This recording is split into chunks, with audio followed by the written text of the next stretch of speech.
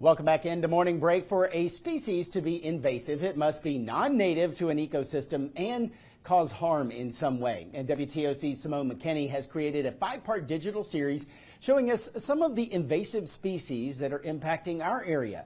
Going up and down the Satilla River, Simone rode along with members of the Georgia Department of Natural Resources while they went electrofishing in efforts to eradicate some invasive blue and flathead catfish that are posing a threat to native species in the river.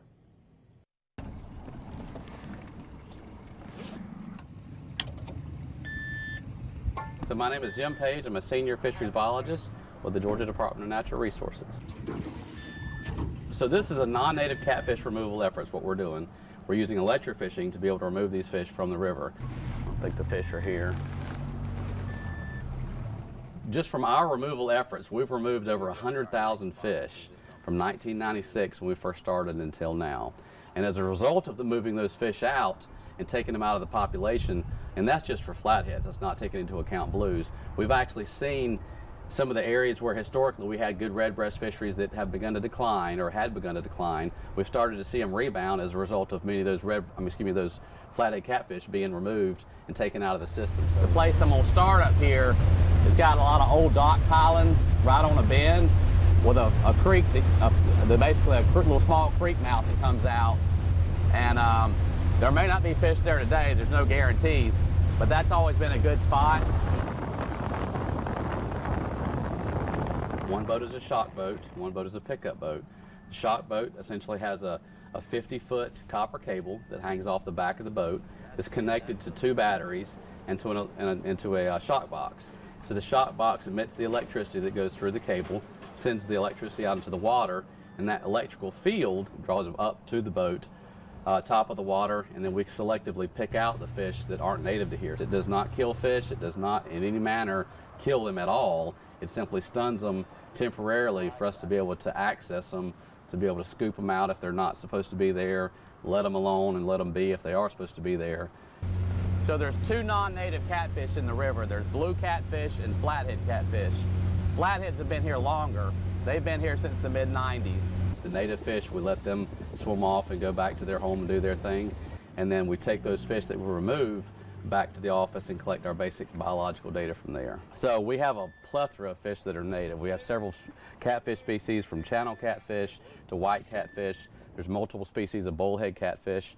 There's all kinds of panfish. So one of the most popular, obviously, and most prized is the red breast sunfish.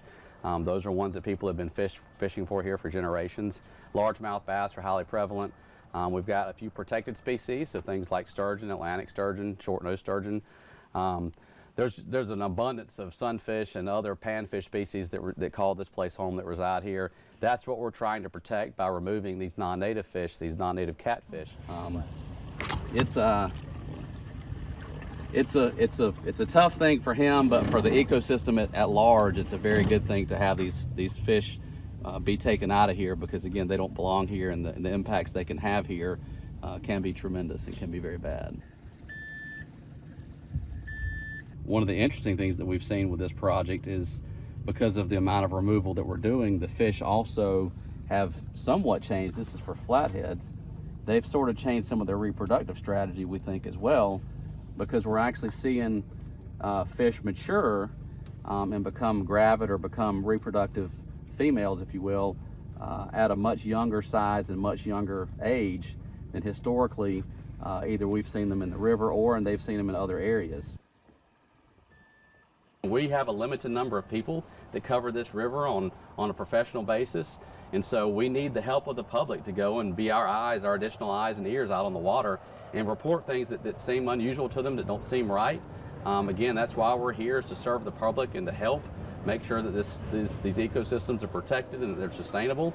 And so, you know, we rely on folks to report to us what they see, and then we can respond accordingly. And as partners, we can help hopefully make a difference and keep these natives around for a long time, and so that our future generations can enjoy them as well.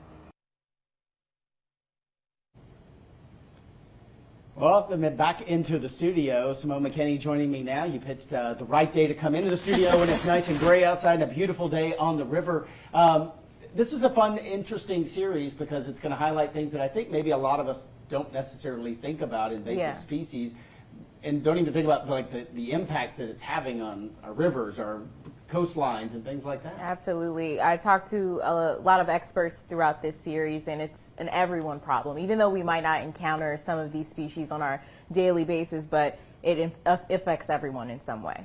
What was that like going out on the river and kind of looking for these things that clearly they're able to locate what they're looking for? Yeah. It's pretty cool. It was actually pretty relaxing. It's an interesting experience this time of year. They tell me in the summertime it's much faster. There's a lot more fish coming up. But at this time, it was kind of like we were slowly going through the river, super relaxed, you know, out on the water, and then they'd see one, and then the boat behind us would zoom up to catch it. So it was fast-paced, but it was also slow at the same time.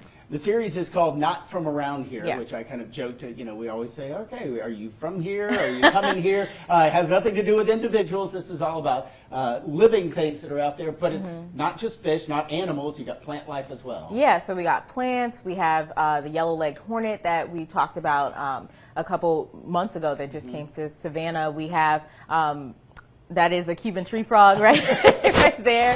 We have a toad, a lizard, a tegu. So we have a number of different species that we're talking about. What was it like in, you know, obviously researching this and kind of finding out what are some of the things that are impacting our area? And then I know that you're only highlighting a few because there are probably a lot of it, which sad to say, a lot of invasive species here. Yeah, I would speak with an expert, and we'd start off with, you know, just a small group of species that we're talking about, and they could give me just on and on and on of different things that impact us, small things to big things.